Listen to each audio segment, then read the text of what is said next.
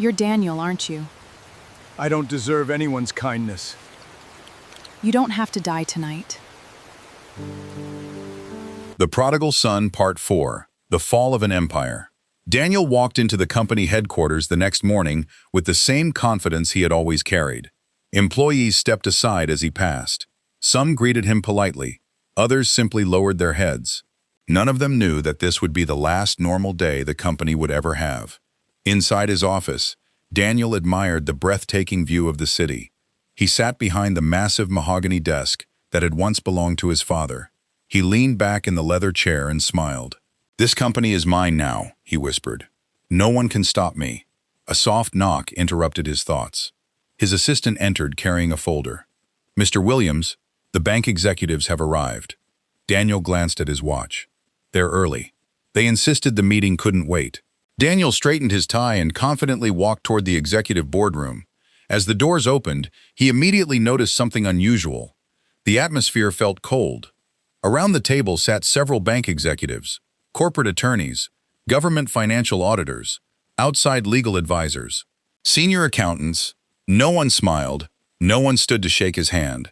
Daniel ignored the tension and took his seat at the head of the table. He folded his hands confidently. "So, what crisis are we solving today?" One of the bank executives slowly opened a thick folder. "Mr. Williams, we're here because your company has officially defaulted on multiple loans." Daniel smiled. "There must be some mistake." "There isn't." Another attorney pushed several documents across the table. "Your father borrowed billions to protect this company during difficult years. He believed business would recover. It didn't." Daniel barely glanced at the paperwork. "We'll refinance." The lead banker slowly shook his head. "We've already reviewed every possible option. There are none." Silence filled the room. Daniel's smile slowly disappeared. The chief auditor spoke next. "Your company owes far more than it owns." Another executive added, "The cash reserves are exhausted. The investment accounts are empty. The emergency funds are gone." Daniel looked around the room. "This company owns hundreds of buildings." The banker nodded. "They're already pledged as collateral. My hotels? Frozen. My office towers? Frozen. My shopping centers? Frozen. My private jet? Scheduled for repossession. My cars? Being recovered. My penthouse? Listed for public auction." Daniel stood so quickly that his chair crashed onto the floor. "No, this company is worth billions." The attorney calmly replied, "It was. But today, it is officially bankrupt." Those words echoed inside Daniel's mind. Officially bankrupt. For the first time in his life, he couldn't find anything to say.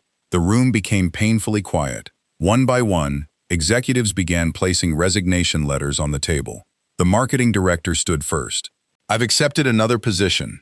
The operations manager followed. "So have I." The legal advisor gathered his files. "My work here is finished." Within minutes, the room slowly emptied. Daniel watched in disbelief. Not one person offered encouragement. Not one person promised to stay. The employees he had spent years humiliating simply walked away. He remembered firing the loyal manager who once warned him. He remembered mocking people who asked for help. Now, no one was standing beside him. The massive boardroom suddenly felt emptier than ever before. Hours later, Daniel returned to his penthouse. Luxury movers were already waiting outside. Court officers handed him official documents. "I'm sorry, Mr. Williams. You have 48 hours to vacate the property." Daniel stared at the notice. "This is my home." One of the officers quietly replied, "It belongs to the bank now." Daniel slammed the door in frustration.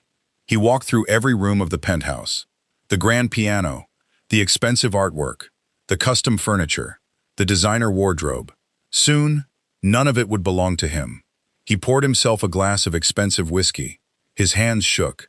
For the first time, the silence inside his home frightened him. Just then, the front door opened. His girlfriend Vanessa walked inside carrying several designer shopping bags. She noticed the unopened legal documents scattered across the table. "What happened?" she asked. Daniel forced a smile. "Just business."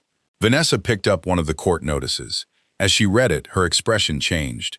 "Bankruptcy?" Daniel nodded slowly. "It's temporary. We'll recover." She looked around the penthouse, then back at Daniel. "You mean, they're taking everything?" Daniel remained silent. Vanessa slowly walked into the bedroom. She opened the enormous walk-in closet. Without saying another word, she began packing her designer clothes into expensive suitcases. Daniel frowned. "What are you doing?" She didn't answer. He followed her. "Vanessa." She finally looked at him. There was no sadness in her eyes, only disappointment. "I can't stay." Daniel stared at her. "What do you mean you can't stay?" She zipped another suitcase. "I didn't sign up for this. You said you'd always be with me." She gave a quiet laugh. "I was with the millionaire, not the bankrupt man."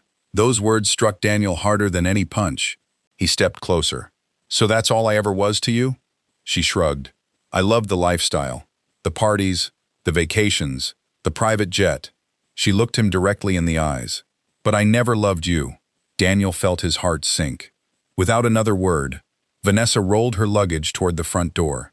She paused for only a second. "I hope things work out." Then she left. The door closed behind her. The silence that followed was unbearable. Daniel looked around the enormous penthouse. It suddenly felt colder, larger, emptier. He reached for his phone. He called his closest friend. No answer. Another friend. Voicemail. Another. Call declined. He called relatives. Nobody answered. Text messages remained unread. Within hours, the invitations stopped. The business contacts disappeared. His social media followers began mocking him. News headlines spread across television and the internet. Young millionaire loses billion-dollar empire. Real estate heir declares bankruptcy. Luxury lifestyle comes to a sudden end.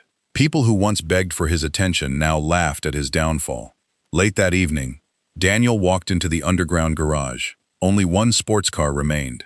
He climbed inside. At least he still had somewhere to sleep. He reclined the driver's seat. Outside, rain began falling again. He closed his eyes, hoping tomorrow would somehow be different.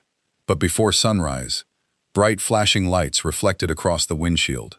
Daniel opened his eyes. Tow trucks. Bank officers, recovery agents.